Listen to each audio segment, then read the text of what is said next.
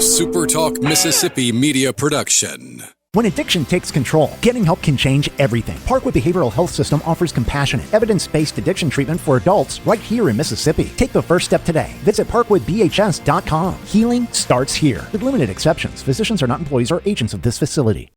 Pike County, here comes your morning show. Dave in the morning on 93.5 FM, SuperTalk Mississippi. So now, understand, you're not going to dictate to me what I do and what I don't do, but I'm still the mayor, Mr. Clark.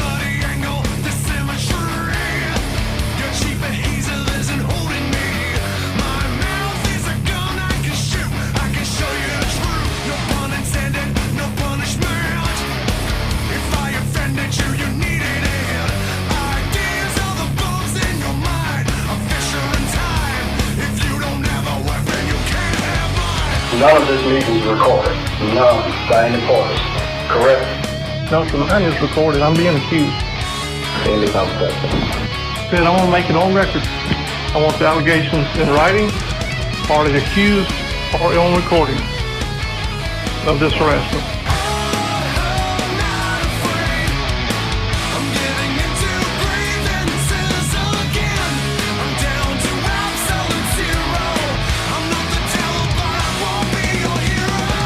And now, here's your host, Dave Hughes.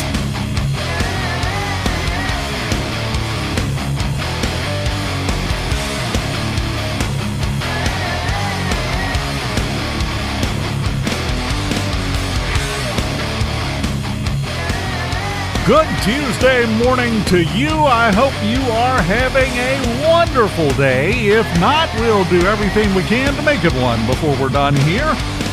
And this morning, I am joined once again. He hasn't been back in a while, but it's good to have him back.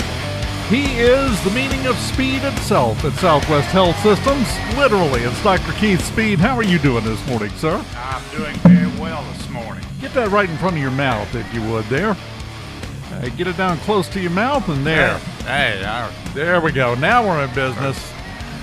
How you doing, sir? I've been doing well. Very good. That's what we like to hear. And you guys are always busy over at the hospital. We are. And, of course, we're excited about tomorrow. We're going to have a big grand opening and a ribbon cutting for a brand new primary care clinic that the hospital is put up. And it's going to serve for my residency program as our continuity clinic, as the base for our continuity clinic for the residency program. Now, we'll get into a little bit more about what that means here in just a second.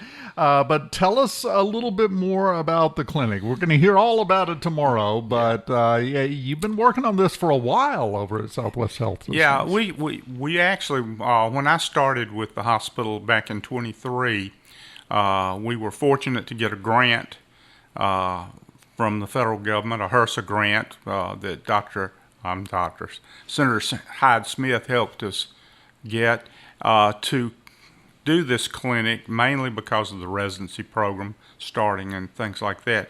And it's taken a little bit of time to come up with the plan and the layout, but we've gotten it, and it's a fabulous facility, and I think it's going to serve the community very well. Well, it really is beautiful from the outside looking in. Haven't been in yet, but thankfully. You'll get that opportunity tomorrow. Yes, I will. I'll just waller all up in that thing. But it is a great addition, and you and I were talking before we went on the air. It's a facelift for a building that could use a facelift. It is. It was that was an original office complex. And we decided to go in there and just gut the whole building and reset it up. And now it's a nice facility. We got like about 25 exam rooms with all the residents we have, and not only the other practicing physicians that are in there with us, but our own X-ray unit, lab, whole 9 yards. Oh, that's nice. That's very nice. Now, We're talking about the residency unit, and you said that's going to provide some space for the continuity program. What are you talking about there? Well, as part of the family medicine residency program, when we bring in these young physicians and we train them to be family doctors, part of being family physician is continuity of care.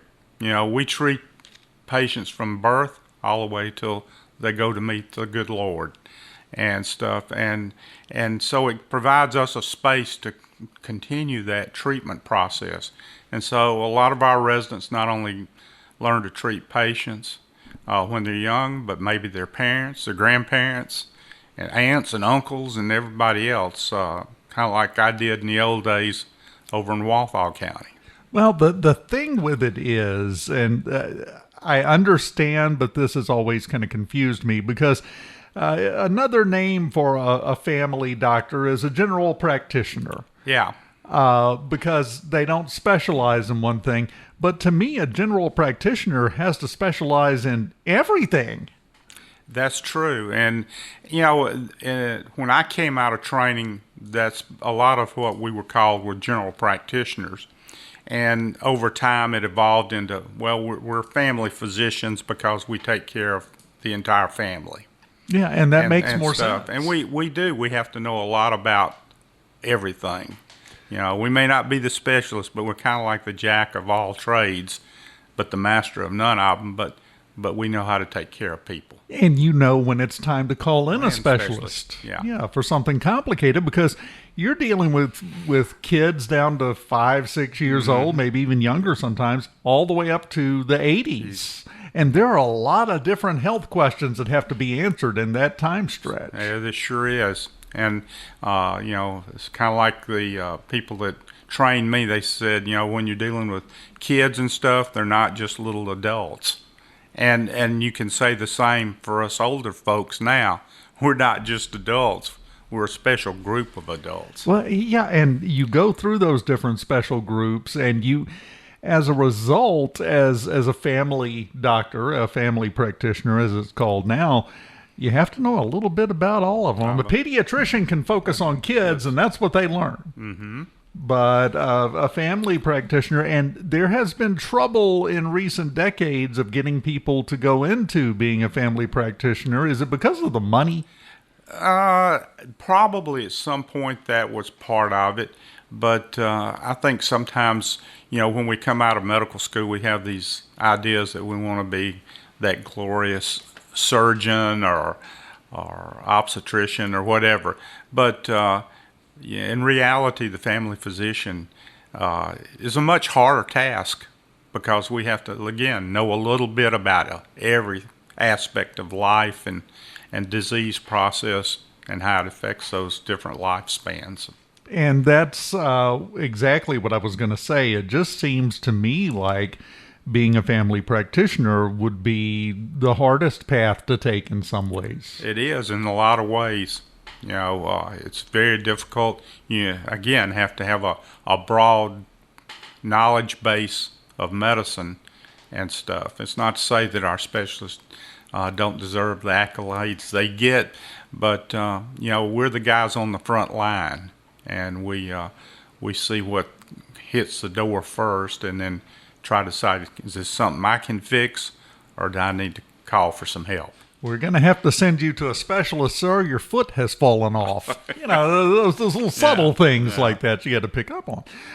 Now, having said that, the residency program at Southwest Health Systems, you guys have really built this up into something, haven't you? Yeah, of course, we're excited. We're going to, come June of this next year, we'll graduate our first class, and I'm excited about that. To get them out there. One or two of them already have some employment lined up, I think, and but we'd like to try to keep some of them in the area. So we're adding 6 new ones every year. So we'll at some point. Right now we've got 16. Next year we'll have 18. So very good. That's so. Actually, you're going to add 8. Over the next year if you graduate in 6. Yeah, well, I'm going to graduate 4. The first class only had 4 in it. Oh, that's right. We were a little late in the start and took only 4 that first class. But So it's not a case that when they finish their residency, you say, great job, get out. That's not it. No. We try to encourage them to stay, if not in this community, at least in the state of Mississippi, because, the needs here in the state are great. It doesn't matter where you're at. There's physician shortages all over the state. Of course, the Delta and down here in southwest part of Mississippi, we're probably some of the greater needs, but there's need all over the state of Mississippi. Well, we went through a time before the residency program really got going where it seemed like we were headed towards having a shortage of family physicians. We were, and there probably is still a shortage. We're in the past few years, we've added several programs here across the state to train family physicians. Like when I came out in the 80s, there were only 2 programs here in the state of Mississippi, and that was in Jackson and the Tupelo. And now we have programs not only here in Macomb, we have a program down on the coast now, programs up in the north part of the state and the Delta and places like that. So we've made a lot of headway, and there's talk of new programs coming online as we speak. So, which is all a good thing. Yeah. We need all the help we can get. Yeah. Roughly, let me ask you this. You'll know this. How many patients can a family practitioner reasonably see?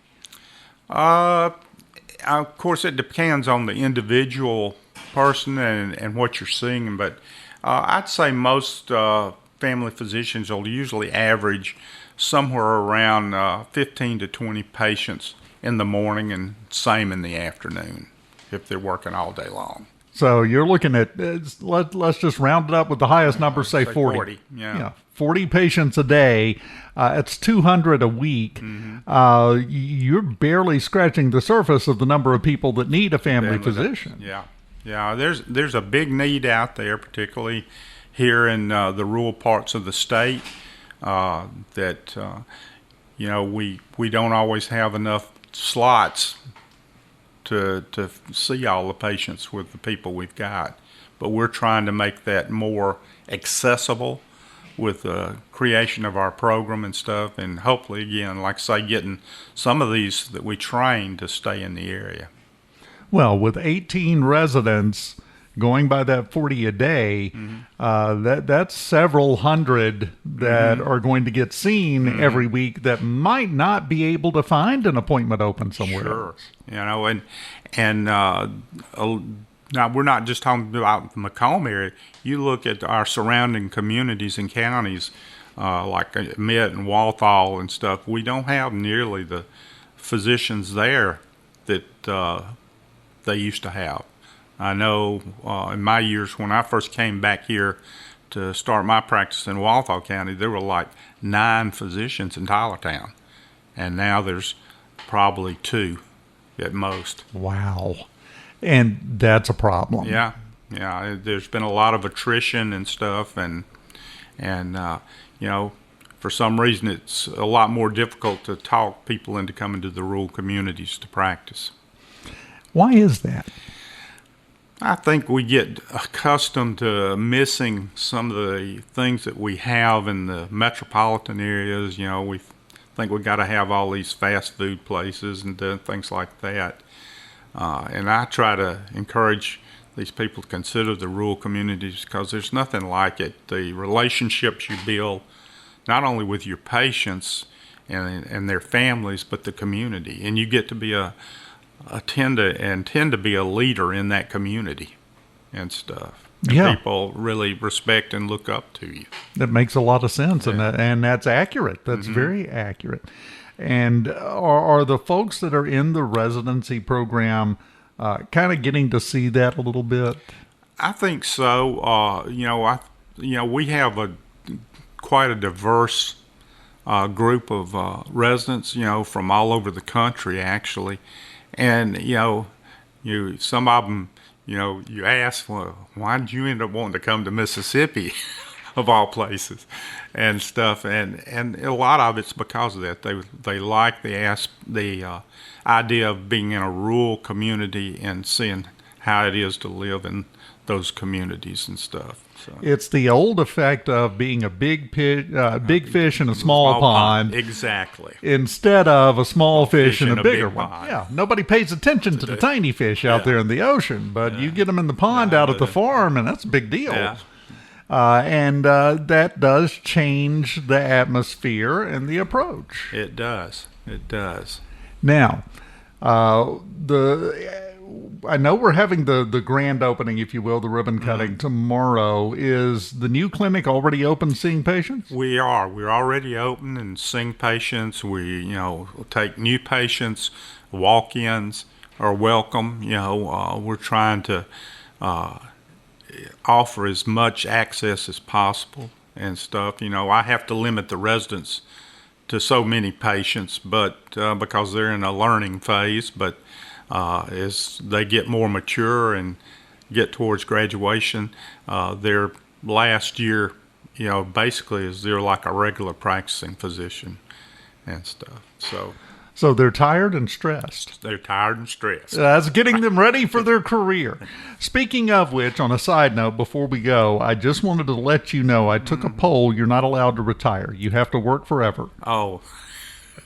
Well, there may be an argument there with my wife. Probably so, and I will find somebody willing to do that. I'm not going to do it, but somebody else could do it because, we need that experience and that leadership and that knowledge that you build up that you can only build up by doing it for, well, you've been doing it now for 15 years, 20?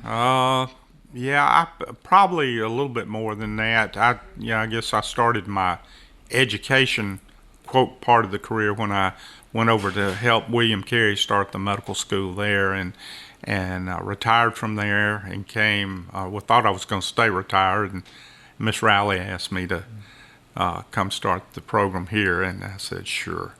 And I think it's because we have a need, and somebody needed to step up and help fulfill that need. Well, we're thankful, grateful, and very, very lucky to have somebody like you to do it. I appreciate that. But. I mean, it doesn't hurt that it's really hard to tell Charla no. Yeah. You can't look at her and go, no, I'm not going to do that. No, you're right. Doesn't work that way, but that's okay because she gets things done just like you guys do. Now tomorrow, the ribbon cutting, it's going to be a big deal. It is. I think things start around 3:00, and the ribbon cutting is going to start. The actual ceremony part of it will be around 4:30.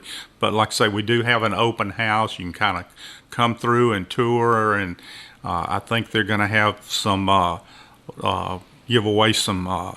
Door prizes and things like that, and a lot of the residents will be there. If people want to meet some of them, that they can do that. But we're excited to have people come and participate in that, and more so, we want them to know that they've got a medical home they can come to, and like I say, we treat all ages from birth all the way up. We love to see kids too. We're not pediatricians, but we know how to take care of kids too. And we'll ask our pediatrician friends when we need them. And let me just say this, okay? Tomorrow is an open house. We're going to be there. It's going to be a big day. It's going to be a lot of fun. Don't walk in the door and say, this is nice. Doctor, can you look at this rash? That's not what the day is about. No, that's not what the day is about. It's truly a celebration of this new facility, and it's more than just a new facility. It's the future of the healthcare in our community. It could be the day you find your new family doctor. It could very well be. You could shake their hand, look them in the eye, and say, I need to make an appointment because I've got this rash. And then you're going to talk about it anyway, but there's no diagnosing going on tomorrow. It's just a meet and greet, so you can kind of get familiar with the facility and with the residents that are there. There.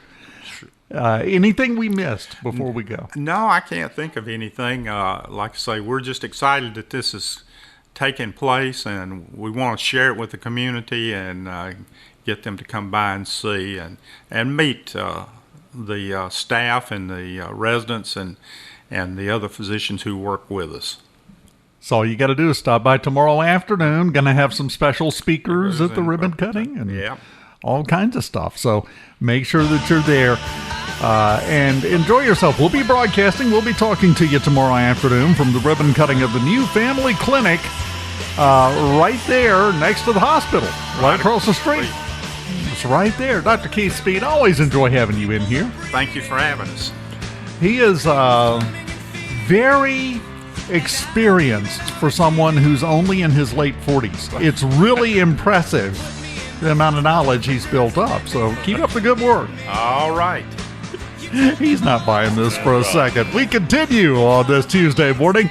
Right after this, just keep it here on Super Talk, Mississippi, Pike County 93.5.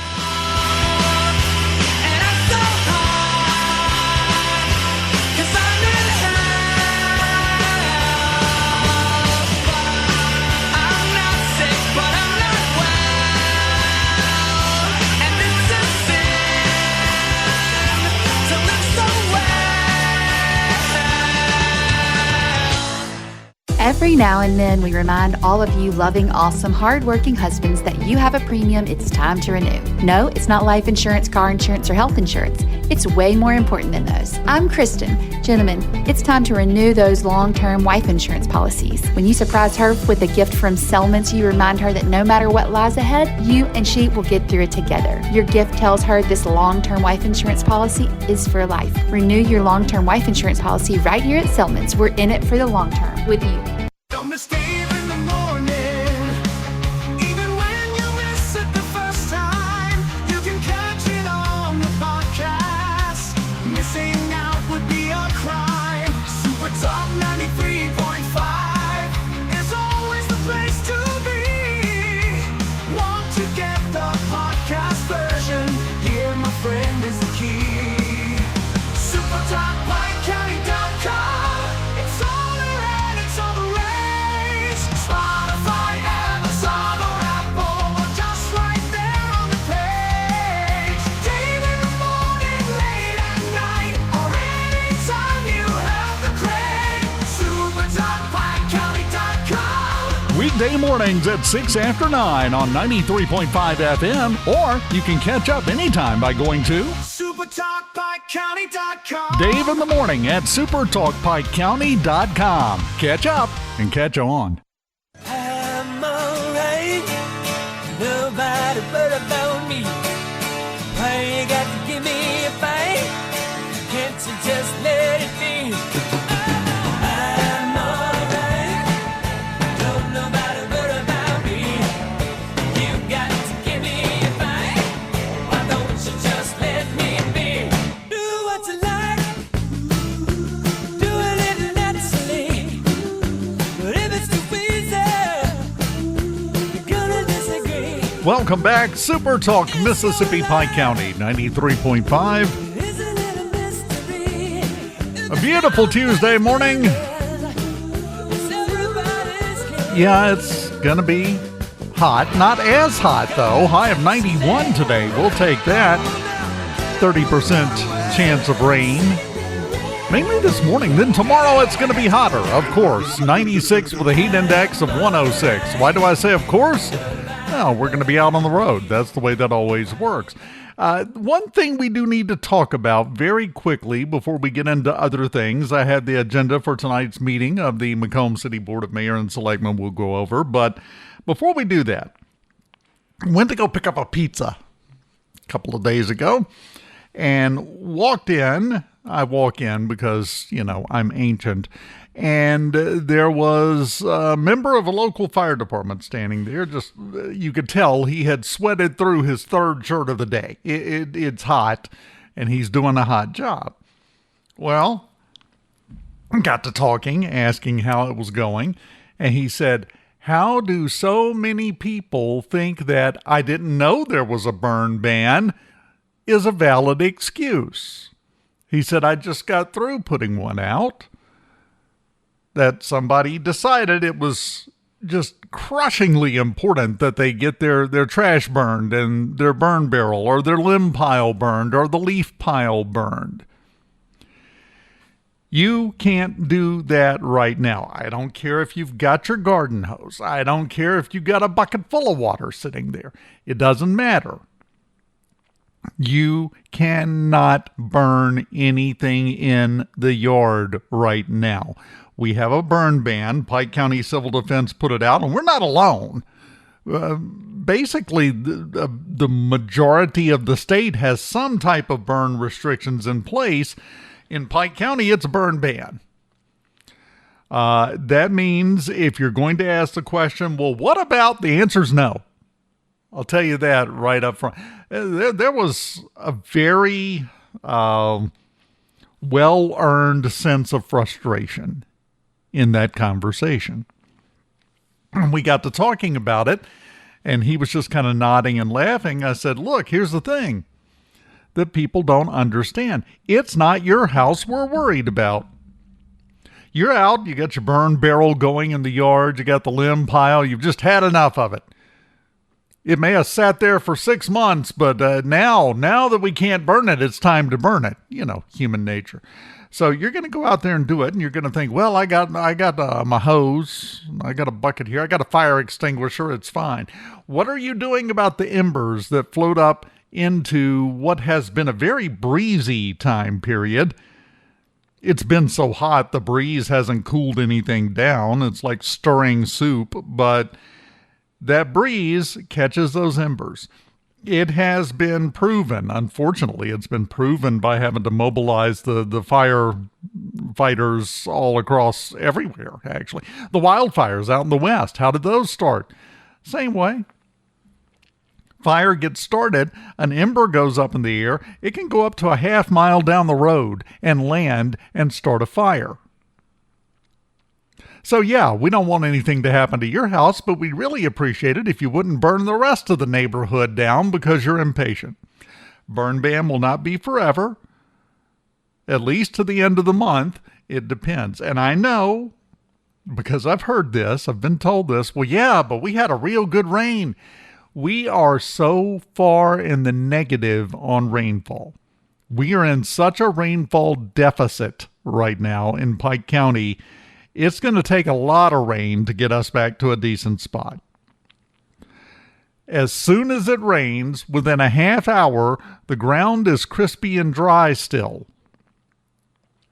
That's one good sign that, yeah, we didn't get enough rain yet. Because until it's no longer crispy and dry, it's still a fire hazard. And I joke about this all the time. When the rain starts to fall, you can walk outside and you can almost hear the sizzling sucking noise as the ground greedily sucks it up. And then after it rains, it's pretty much gone. It's already down on the ground because it needs all we can give it plus some. We need several good long days of rain all day. That would get us back in a much better spot. We're nowhere close right now with these little spotty showers. I was talking about the forecast today. 30% chance of showers, that's before noon. No chance of rain tomorrow. 50% chance tomorrow night. Thursday, 70% chance. Might not be bad. 50% Thursday night and Friday. Got a chance of rain every day into the weekend. A lot of that is just these afternoon heat convection thunderstorms that pop up during the late summer. And it's not going to have the effect you think it is. It's not going to have the effect we want it to have for a while. We need a frontal system is what we need to push in, a slow-moving frontal system at that, to push in a lot of rain that just kind of meanders through. It would be beautiful if we could park a front right over Pike County and just let it rain for 2 or 3 days, then we'd be in business. But until something like that happens, until you get the all clear from Civil Defense or someone else, other authorities, Civil Defense will be the ones to call off the burn ban, I do want you to know if you get out in the yard and burn something, even if it's in a burn barrel, even if it's in a fire pit, even if fill in the blank for whatever your excuse is to why it's okay for you to break the law, because it is a law, I want you to be aware. If you catch them in a good mood, when a fire representative shows up to deal with it, neighbor could call in, somebody could just be riding by.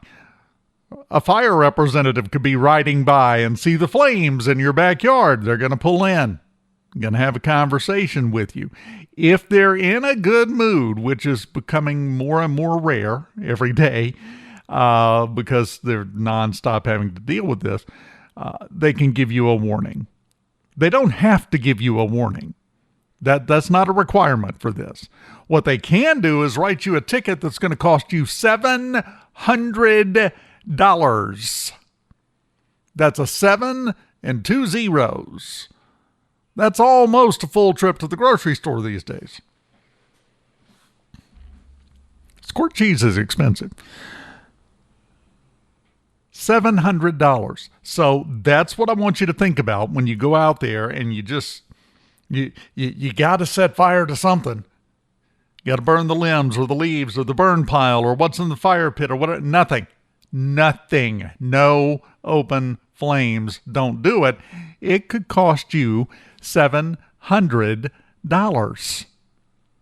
So I want you to think about, before you burn something, putting $700 bills in there. For a fact, you should probably think of putting 35 20s in there with whatever you're burning and setting it on fire, because that's kind of what you're doing. Don't do it.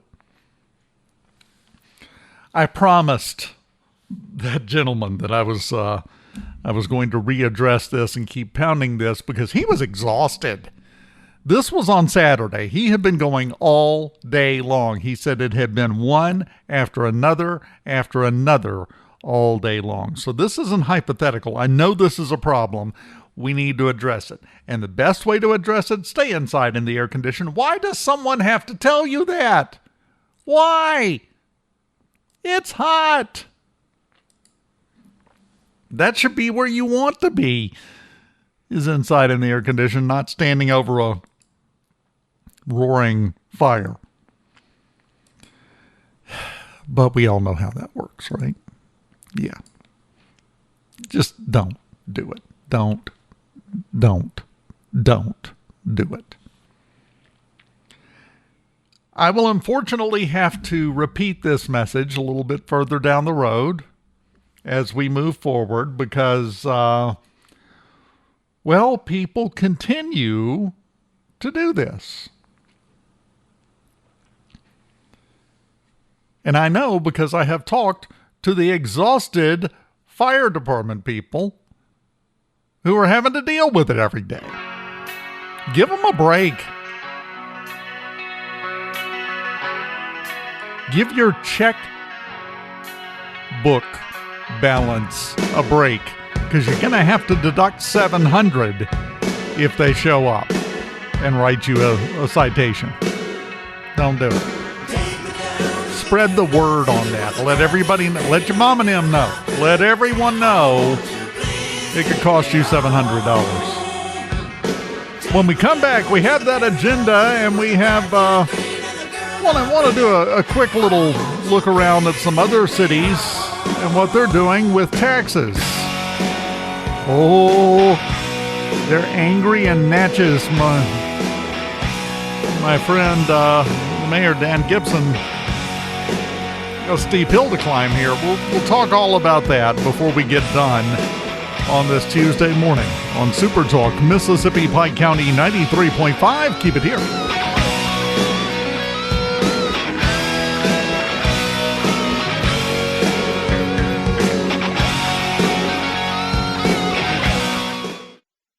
Every now and then, we remind all of you loving, awesome, hardworking husbands that you have a premium it's time to renew. No, it's not life insurance, car insurance, or health insurance. It's way more important than those. I'm Kristen. Gentlemen, it's time to renew those long-term wife insurance policies. When you surprise her with a gift from Selmans, you remind her that no matter what lies ahead, you and she will get through it together. Your gift tells her this long-term wife insurance policy is for life. Renew your long-term wife insurance policy right here at Selmans. We're in it for the long term with you. Don't miss Dave in the morning. Even when you miss it the first time, you can catch it on the podcast. Missing out would be a crime. SuperTalk 93.5 is always the place to be. Wanna get the podcast version? Here, my friend, is the key. SuperTalkPikeCounty.com. It's all there and it's all the rage. Spotify, Amazon, or Apple, just right there on the page. Dave in the morning, late at night, or anytime you have the crave. SuperTalkPikeCounty.com. Dave Hughes here. Remember, every weekday morning at 9:06, it's Dave in the Morning, where we solve the problems of the world, or at least complain about them really loudly and sarcastically. And if you miss out, you can catch up with the podcast version of Dave in the Morning at SuperTalkPikeCounty.com.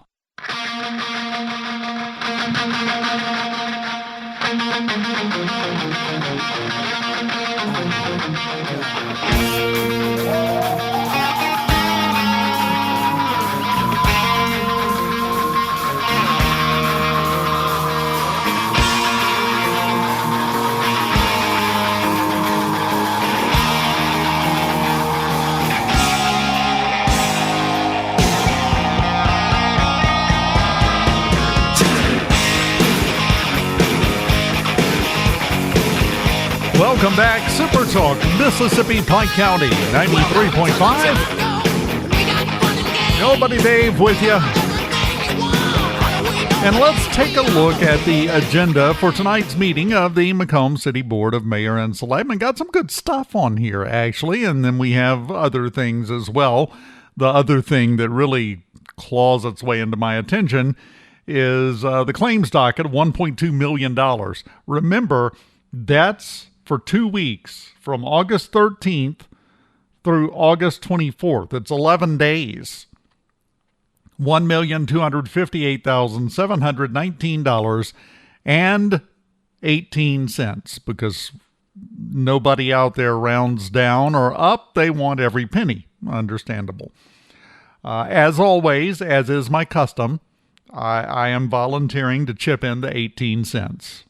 Above and beyond what we already pay in taxes, right?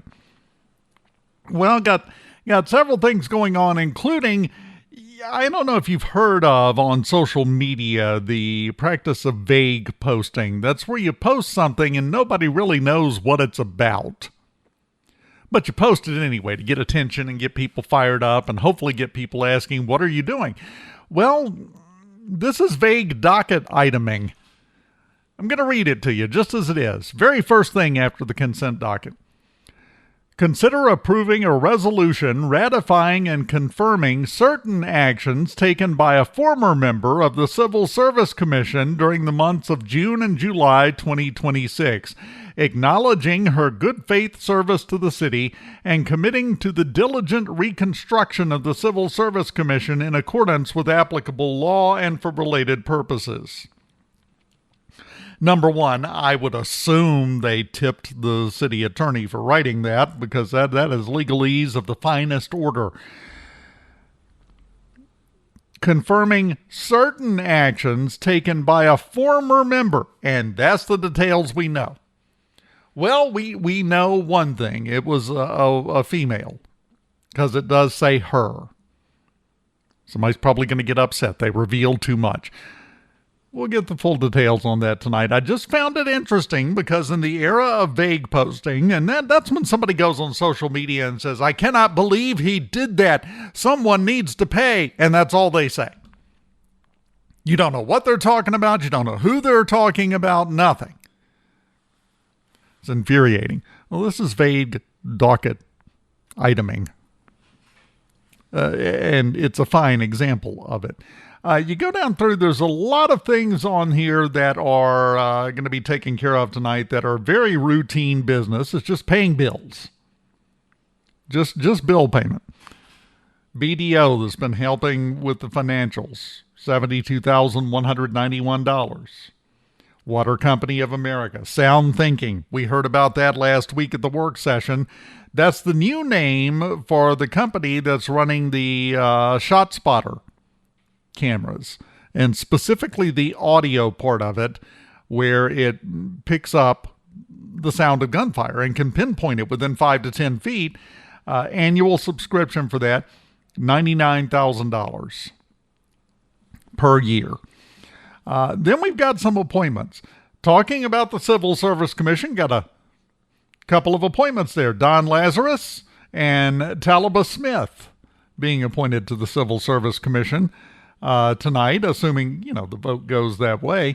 The Planning Commission, Term D, Zoe Raines. The Scenic Rivers Development Alliance, Larry McDaniel, the one and only. He's going to have a humdinger of a tie on at the meetings. We know that. Then several appointments to the Historic Preservation Committee. We had a lot of terms expiring, a lot of empty seats.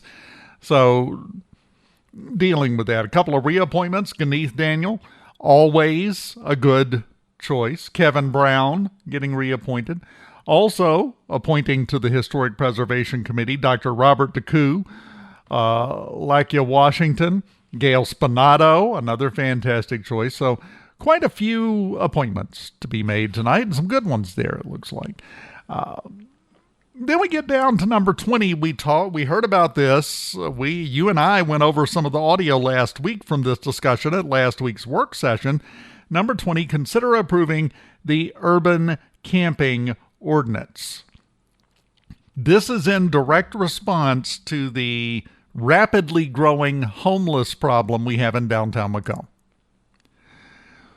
We have been given some information, the police chief is working on this, that we have someone with the New Orleans Police Department, their Homeless Assistance Program Director, BB St. Fontaine is her name. She's the only member of that division of NOPD, who reportedly has been buying the homeless people of New Orleans one-way tickets to Macomb, plopping them on a train and waving bye-bye. Which is why we have seen the homeless problem kind of explode in downtown Macomb. It has become an issue. We have heard in the past few weeks from different business owners downtown Macomb and other people, all of them telling the same story over and over. It's got to be dealt with. They're working on dealing with that aspect of it. The urban camping ordinance, once again, well, it's kind of like any other law, or it's probably most like a curfew. You and I have talked about this. A curfew is not there to throw people in jail. A curfew is there to give law enforcement probable cause to pull you over if you're out past a certain time and say, what are you doing out? Where are you going? Where are you coming from? What's that I smell? Those kind of things. This does have some teeth included in it to where they can be arrested. But again, I'm going to bring you back. The police chief even said this the other day. We don't have the jail space to put them all in jail. If they violate this ordinance, if it passes tonight, we do not have any place to put them. No one seems to have a taste for a tax increase to build a new jail in this area. Understandable, get that. But you can't have it both ways. If we're not going to build a new facility and have more beds and more space to hold them, we have to be selective about who we get off the streets. The murderers and the drug dealers kind of get the first call, right? So that is a problem that's going to have to be addressed with this. There is no easy answer. Whatever answer you come up with is going to cost money, whether it's to build a new facility, whether it's to ship them off to be held in some other facility, which we then have to pay for, like we do with the Pike County Sheriff's Department.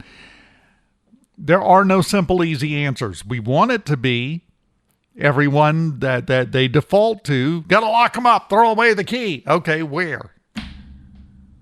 Where's the money going to come from? Because I don't know if you've noticed, I'm just going to go back until we see it proven otherwise, and so far we haven't had a lot that has come forward from the financial accountings in Macomb to prove otherwise. Macomb's broke. Macomb is not swimming in dough. Now, I could pinpoint the exact 4 years when that happened, when we went from balanced budget doing fine to where'd all the money go? I don't know. We don't keep any records on it.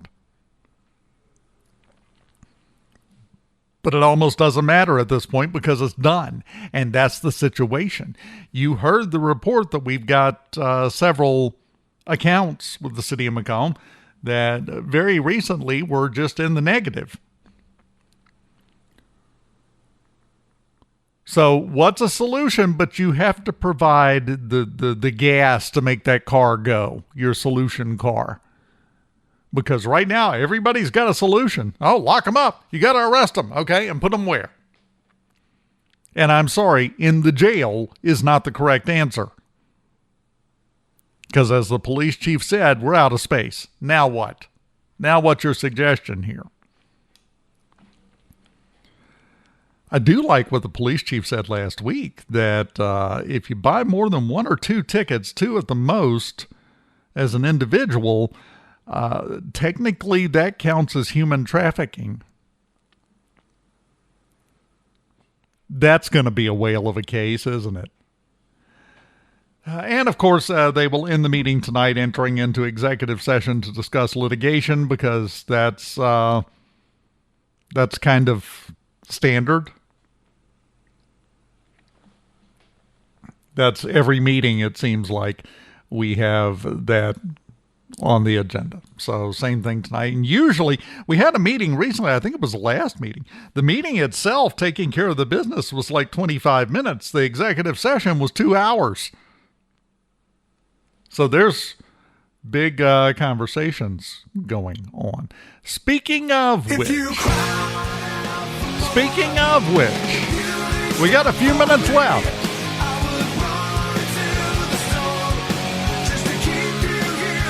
Have you heard about the kerfluffle in Natchez? Mayor Dan Gibson catching some heat, as is the Board of Aldermen in the city of Natchez. I love Natchez, beautiful town. But it's very familiar to those of us in Pike County who were upset about specifically the property tax situation. We'll tell you what's going on and how we're actually in better shape than they are. We'll round out the show with that coming up next on SuperTalk Mississippi Pike County.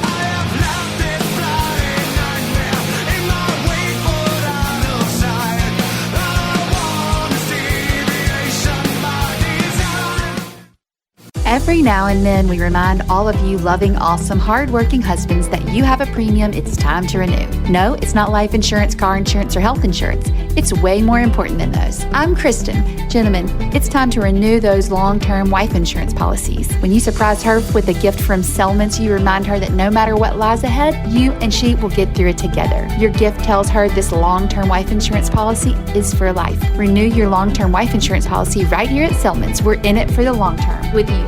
Don't escape in the morning. Even when you miss it the first time, you can catch it on the podcast. Missing out would be a crime. Super Talk 93.5 is always the place to be. Want to get the podcast version? Here, my friend, is the key. SuperTalkPikeCounty.com. It's all around, it's all the Spotify, Amazon, or Apple, or just right there on the page. Dave in the morning, late at night, or anytime you have the crave.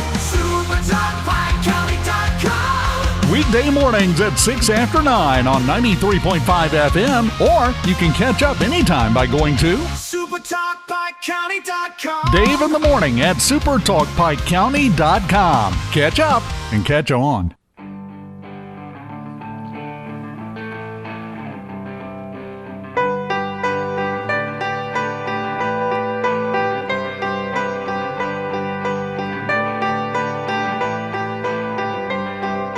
Closing time. Open. Just about time to shut the doors on this Tuesday, but before we do, you remember the problems we had in Pike County and the uproar when the new property valuations came out last year and everybody's taxes went up, varying amounts. It depends, anywhere from, a couple of hundred to a couple of thousand, depending on the property, where it was at, how much it's worth. They're now doing the valuation of property that doesn't have a home on it. That's going up. Well, it's not just here. I want to remind you of that.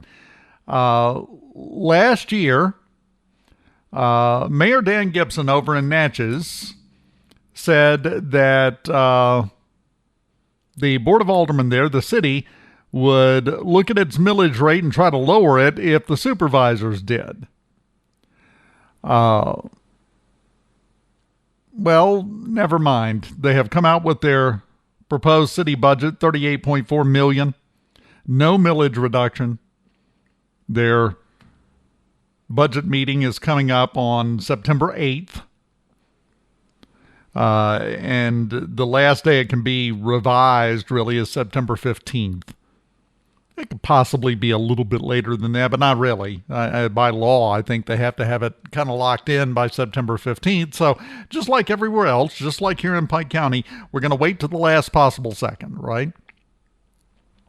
There has been talk, there are plans for a millage reduction in Pike County. So we're ahead of Natchez and Adams County in that regard. And I tell you this to give you a little perspective. Are taxes high? Yeah, everything's high. Snickers is through the roof. Everything is high. But they're not even having a conversation about lowering the millage over in Natchez. Nope. It is what it is. We're going to keep going just like we were. At least they didn't raise it, right? It's sad that it's come to the point where that's what we're saying. But don't get me wrong. I love Dan, Mayor Gibson. Good guy. Good mayor. But every place, every municipality, every county, the entire state is stuck between the classic rock and a hard place. Because you got to pay for stuff or people start complaining about the condition of their roads, about water leaking down the road, potholes, everything else. They complain about it. If you go up on taxes to fix all of that, they complain about that. We have let things devolve down to the point to where there is no way to make things right without some additional pain above and beyond what everyone already experiences. Making a good faith effort in Pike County. Full hat tip. Got to give them credit for that. They said last year they were going to do that. Looks like they're doing that. We still don't know about the Macomb situation. As you know, there's a big fight going on about whether or not they're going to hold the budget negotiations behind closed doors or in an open meeting. I would like to remind you, according to state law, if a quorum of the board gets together in the same room, that's a meeting. That's been firmly established over the last decade in Pike County, so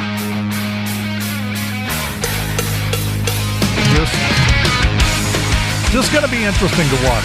You have a wonderful day. We're going to be back again tomorrow at 9:06, and then tomorrow afternoon we'll be on the road at the opening of the new health clinic right across from Southwest Regional Medical Center. My friend, I'll see you then.